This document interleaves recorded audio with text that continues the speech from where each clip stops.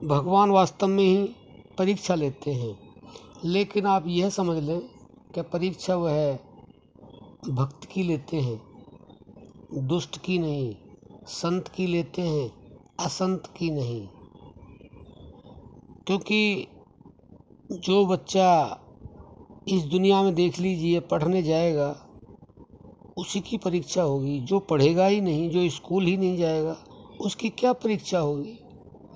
तो भक्ति मार्ग में जो चलते हैं वास्तव में भगवान उनकी परीक्षा लेते हैं, और परीक्षा इस तरह की लेते हैं कि वह भक्ति करना छोड़ दे ताकि वह मुझ तक न पहुंच पाए।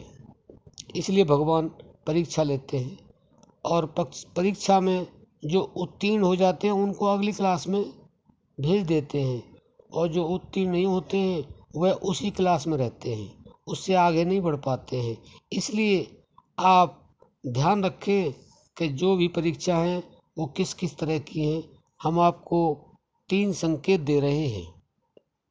सबसे पहला संकेत यह है कि वह जो भक्ति करता है उसको निर्धनता देते हैं।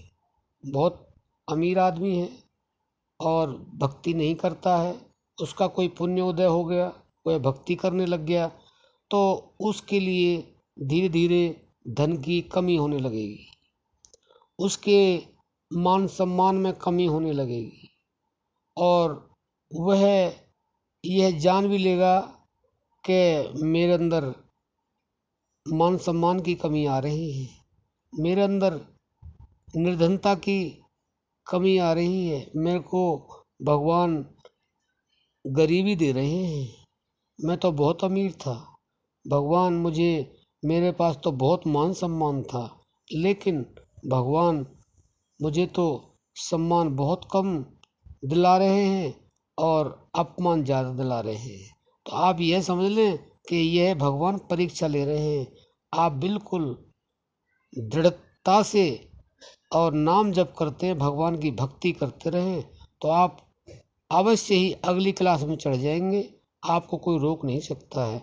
तो भगवान की परीक्षा में इस तरह से आप पास हो सकते हैं। दूसरी चीज़ है कि भगवान अपने भक्त को बीमारी भी देते हैं। शरीर में कोई बीमारी नहीं है और वो बिल्कुल ठीक है भक्ति करने से पहले, लेकिन भक्ति करना शुरू कर देता है तो धीरे धीरे कोई न कोई बीमारी भगवान अवश्य देते हैं।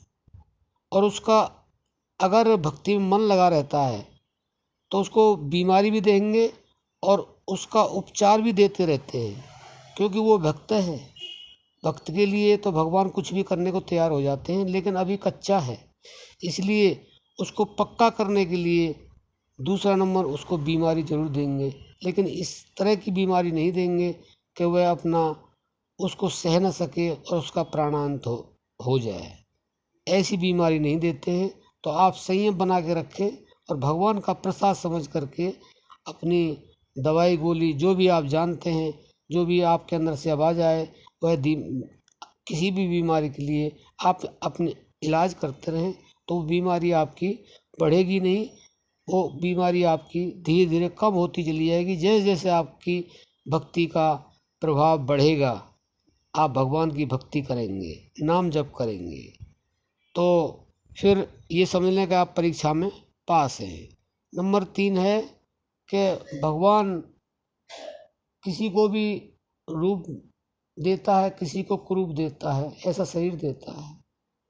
तो जो रूपवान होते हैं और वह अपने आप को यह समझते हैं कि मैं बहुत सुंदर हूँ, लेकिन ऐसे व्यक्तियों के जीवन में वह ऐसी बीमारी लाते हैं या ऐसे कोई हालात बना देते हैं कि जैसे कोई एक्सीडेंट हुआ, उसमें परेशानी आ गई, तो वह ये समझने लग जाता है कि इससे पहले तो मैं बहुत अच्छा था।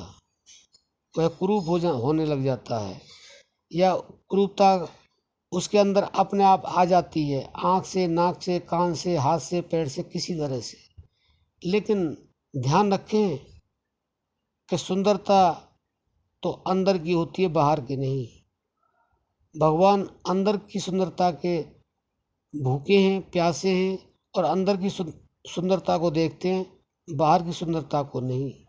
आपने भिल्ली के बारे में सुना होगा, भिल्ली कितनी कुरूप थी, उसने भगवान की प्राप्ति की। वह किस लिए? क्योंकि उसके अंदर बहुत सुंदरता थी।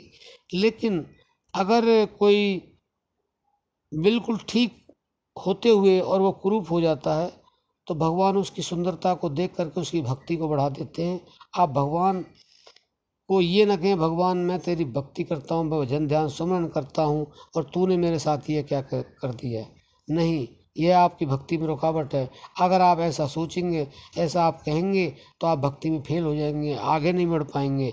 तो आप इस तरह से 3 संकेत ही हमने आपको बताए तो आप अपनी परीक्षा में पास हो जाएंगे।